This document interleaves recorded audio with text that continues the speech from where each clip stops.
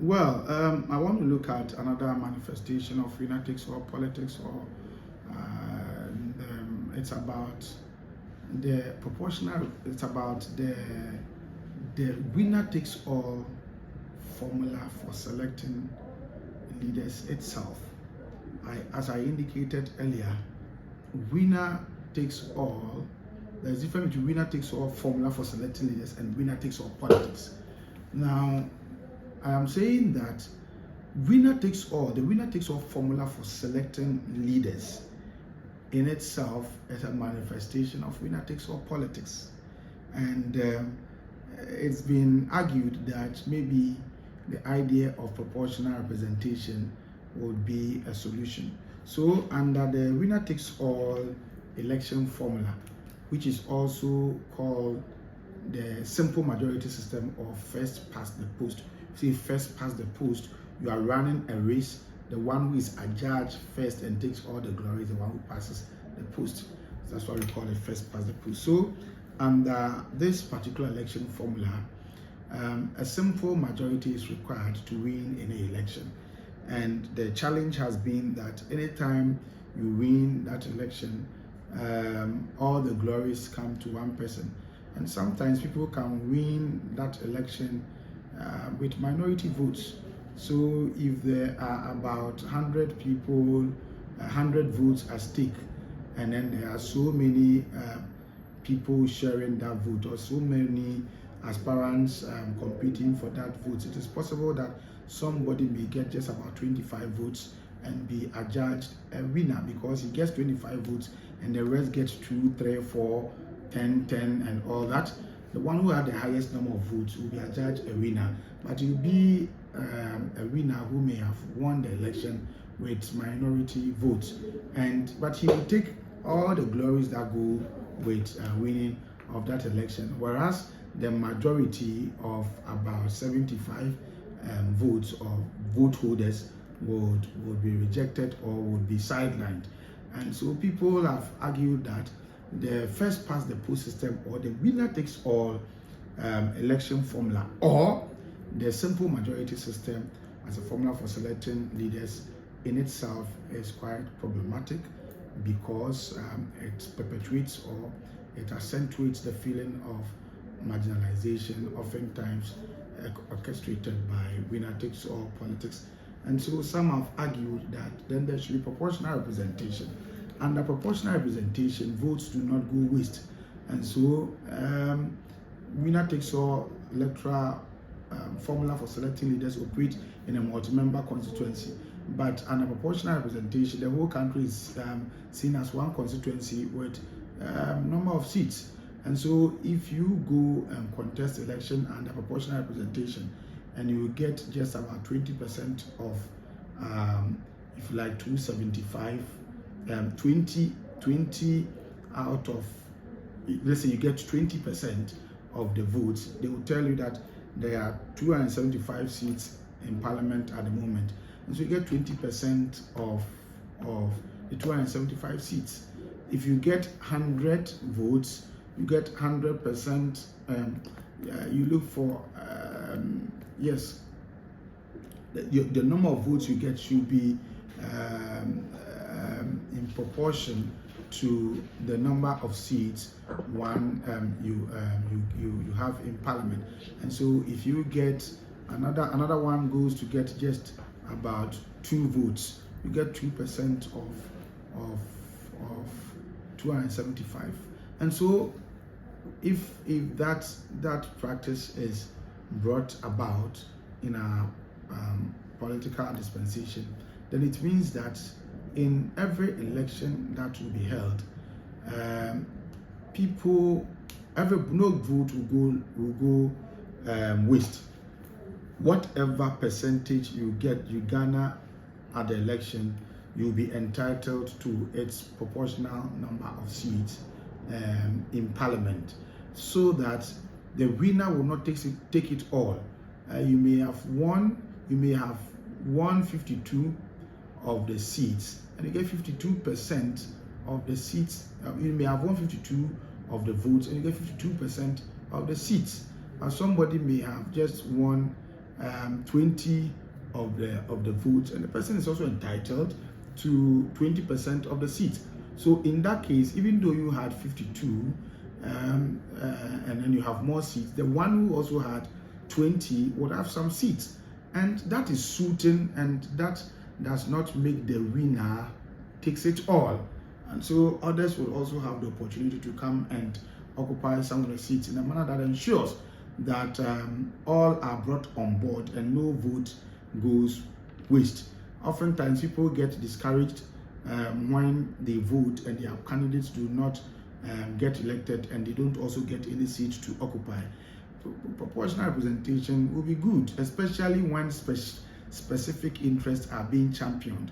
And so if some candidates are known to be championing certain specific interests, those who believe in those interests will decide to vote for that candidate, and then that candidate will get some seats, or those candidates will get some seats in parliament, and they can go champion those interests. So that if you believe in a certain interest and yet you are in a minority group and you vote and your candidate will not necessarily win, you will still have some people who will be occupying seats in proportional to the vote you gave, so that at least you know that your voice will be heard, at the center of decision making when it is time, or when it becomes necessary.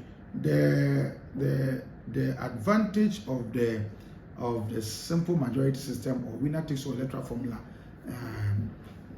is that it is very simple, it is straightforward, and it doesn't lend itself to mathematical computation and confusion. The challenge with proportional representation has been the fact that the literacy rate of many developing countries is low, and so sometimes the danger is how will people understand the computation of these percentages of votes that must be given in proportional to the votes that may have been won after elections. It becomes difficult. So the idea is that people, even in some developed countries, they are not able to undergo or get their critical mass of citizenry appreciating some of these computations. And so even though winner takes all politics can be tampered by proportional representation, we want to find out whether the danger of computational confusion will not undermine that laudable idea of introducing proportional representation. It will undermine it, because not all of us, even simple computational system of the first past the post sometimes becomes a bit problematic. That's how, because we don't want the confusion, that's how come when you go to various polling stations during elections and they are counting, they all count in unison, 1, 2, everybody counts up. But when you can just imagine when it gets to the computations, in the case of proportional representation, if you don't take care, it will be a recipe for chaos and confusion and conflict. And so, like I said, proportional representation, maybe as we advance our democracy and as we deepen our enlightenment, we'll be able to consider it. But for now, it looks good as a solution to winner takes all politics, but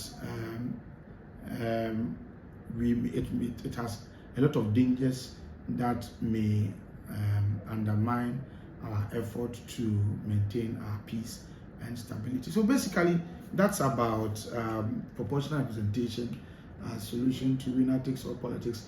It may be a solution, but I don't think that the time is ripe for Ghana to go that route, because of the possibility of its computation degenerating into some confusion. I know that the framers of our 1992 Constitution adopted the first past the post, a winner takes all electoral formula, because it was seen as simple, and it's still simple. They did not adopt proportional representation because of the danger of the computational crisis. and the possibility of it degenerating into confusion. And so basically that is that.